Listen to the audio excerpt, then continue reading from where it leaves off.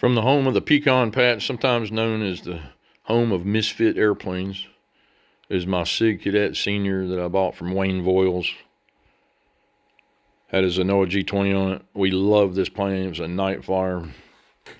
The wing bolts came out and the plane crashed at the bottom of a loop 3 years ago.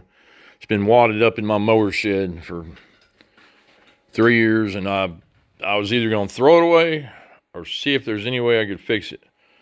And piece by piece, I started putting it back together, and I'm not done yet, of course. I still got to put a piece here, down here, on that side, and of course, the firewall and the next bulkhead.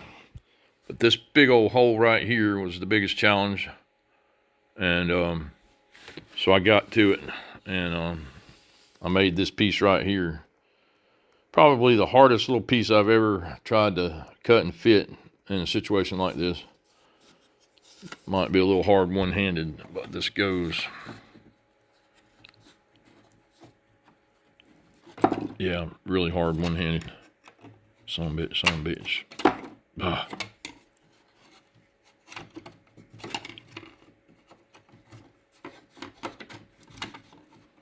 Ooh, almost.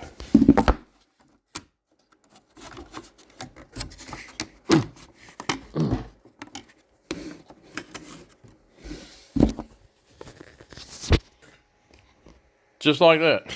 I had to put the phone down. I could not get it in there. It's not perfect. There's some misalignment here and down here, and I just have to adjust the contact points in a couple places and kind of turn it like that, and it'll be fine. But anyway, that's also a new piece. That's a new piece, and several others right there. But all in all, she's coming back together. Now, I don't plan to finish it all the way through at this time. I'm just trying to see if it was savable. The wings are over there. I am going to rejoin those. I'm going to get it where I can put the wing on it, and then it's going to get back burnered.